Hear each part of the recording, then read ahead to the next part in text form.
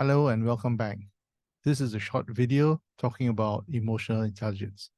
Emotional intelligence, sometimes referred to EI or EQ, basically means our ability to manage emotions. And when we talk about managing emotions, we're talking about managing our own emotions. That would be the first step. And the second step would be managing other people's emotions. You may ask, why emotions? Are emotions important?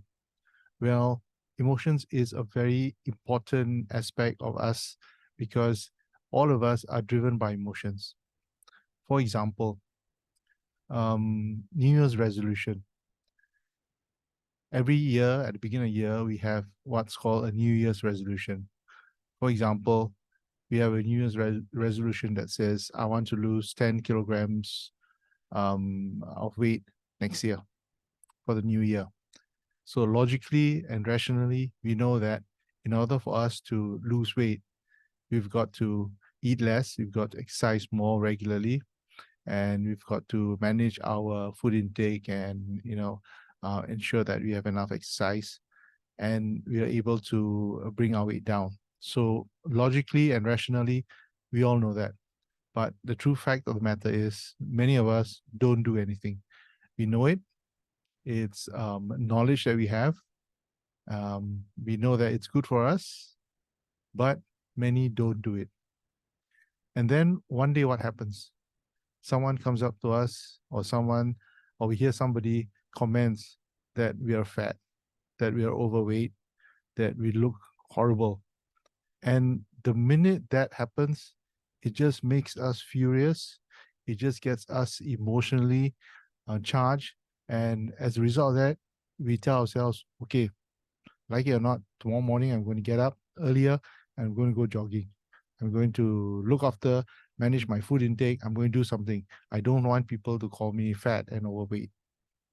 Now, that's a classic example of where logic and rationale is something that we know but doesn't push us to take action. It is emotions that pushes us to take action. And that is why emotions are so important, because a lot of our behavior is driven by emotions. If you're in a good mood, it affects everything that we do, affects the way we make decisions, affects the way we look at things that's happening around us.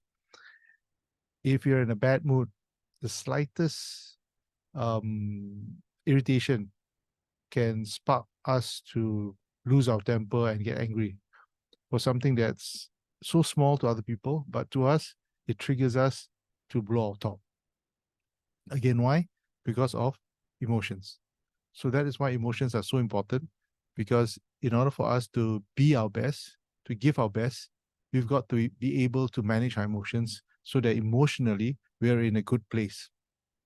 So when we talk about emotions, we are talking about managing emotions so that we do not have any of the negative emotions. When we are in a negative emotional state, what happens is we are driven by our animal instincts. So, for example, someone who's angry and goes amok, he starts, throwing tempers, he starts scolding, maybe even physically, he starts being abusive. Why? Because he gets so angry that the animal in him comes out. And once the animal comes out, his thinking brain, the human brain, the logic and rational cannot control him. What happens is he becomes basically an animal.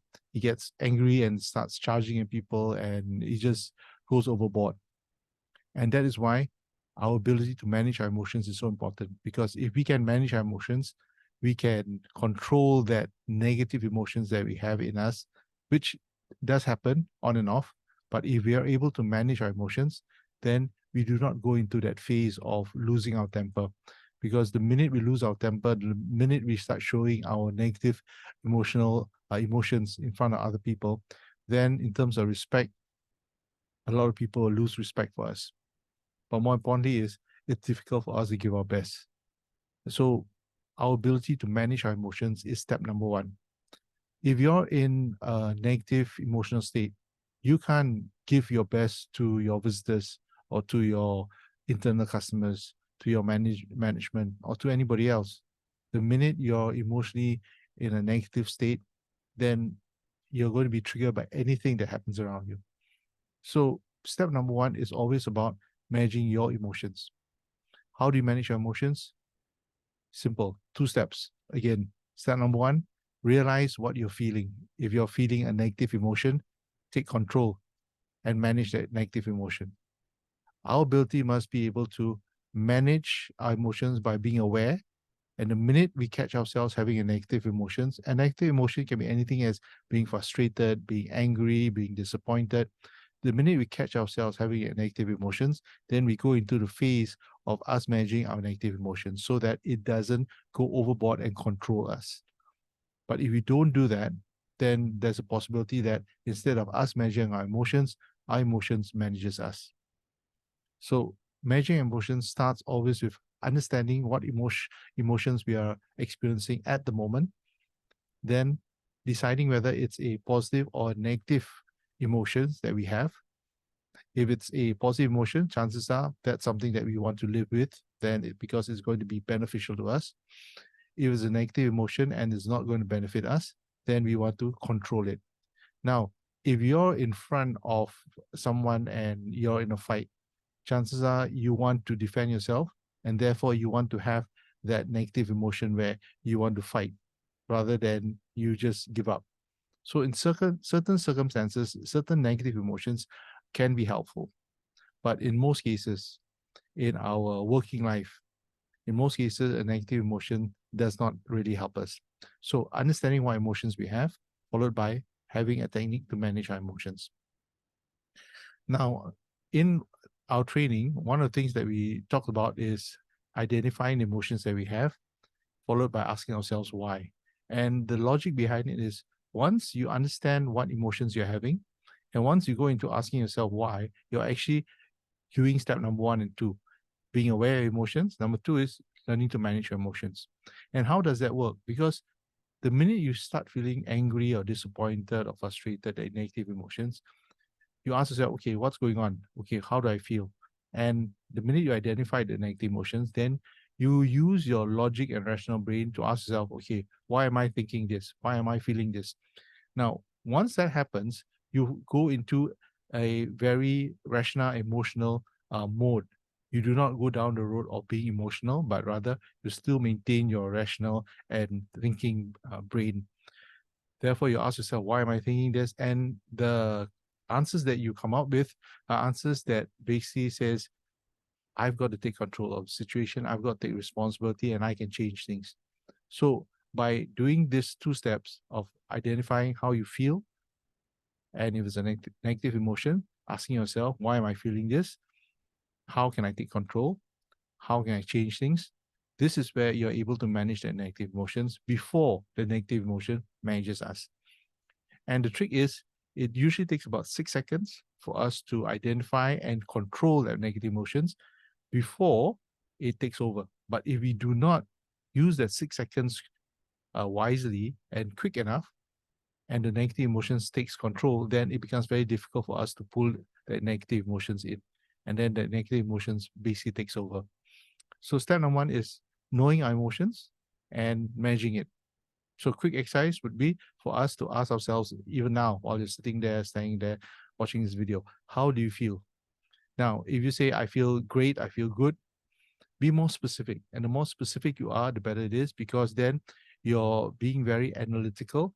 And what happens is now you're able to manage your emotions at a much deeper level.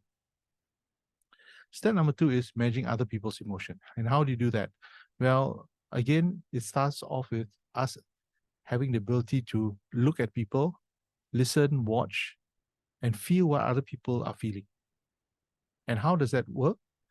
Simple as when you see someone, when you're talking to someone, hearing them talk, look out for their voice, their tone of voice, the words they use, their body language, facial expression. All this gives you an indication as to what they're feeling. And if you're sharp enough and if you're detailed enough, you can capture certain body language, a certain tone of voices that tells you the feeling of that person. And that would be an indication of how that person feels. Now, once you are able to read the other person's emotions, then the next step is managing their emotions. Now, why is it important to manage their emotions?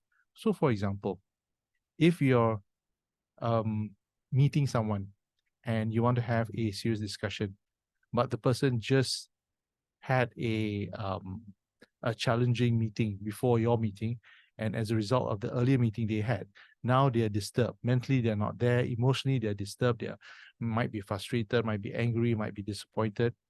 And you start that discussion with them, and you realize that as you're talking with them, you realize that their feelings are all negative feelings, which does not have anything to do with you, but is interrupting and disturbing your meeting.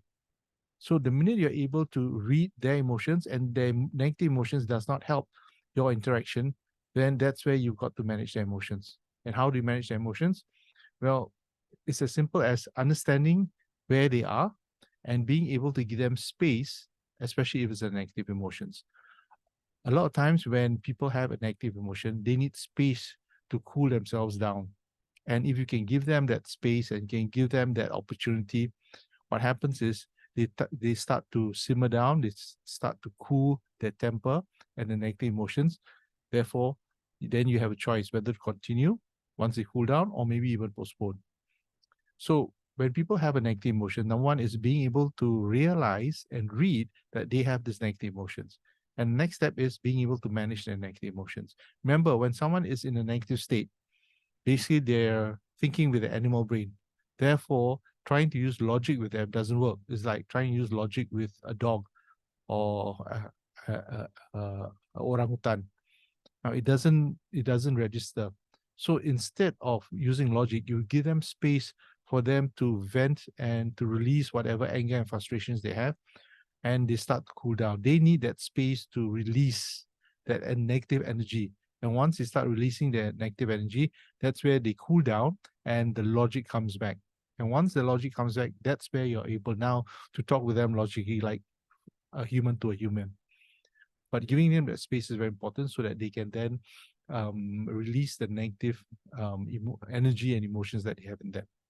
So when it comes to emotional intelligence, the first step is always about us managing ourselves, knowing your emotion and managing especially negative emotions so that the negative emotion does not manage us. Instead, we are able to control our emotions and always give our best. If you want to go to a more advanced stage, then not just managing the negative emotions, but how do you bring forth the positive emotions? Because if you want to give your best, you can only give your best when you feel good about yourself. So the question you got to ask is, how can I trigger my positive emotions in me so that I can always give my best when I'm in front of visitors, guests, management, with my clients, with my internal customers? So being able to raise yourself out from a negative emotions and even pull yourself into a positive emotion would be a wonderful way of managing your emotional state so that now you're positive in terms of emotions and you can give your best. One of the ways that we talked about in training was being able to think about our happy memories, a happy experience that we've had. And that experience itself will be able to bring out all the positive emotions in us so that we feel happy, we feel grateful, we feel motivated, so that we are able to give our best.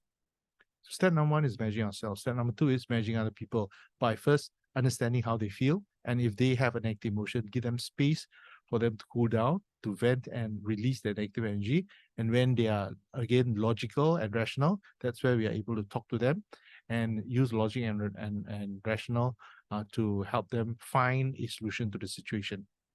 So emotional intelligence is important. It can be used in any circumstances, and every circumstances that we face, whether we are at work or even at home or in a social environment, emotions plays a very important part. So if we are able to manage our emotions well, we can always ensure that we don't fall into a trap of losing our temper and letting the negative dark side of emotions control us.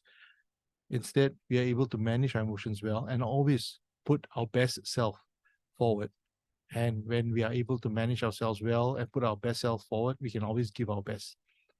In the next video, we'll go into further details on other aspects. And I hope you enjoyed this video. I'll see you soon. Bye.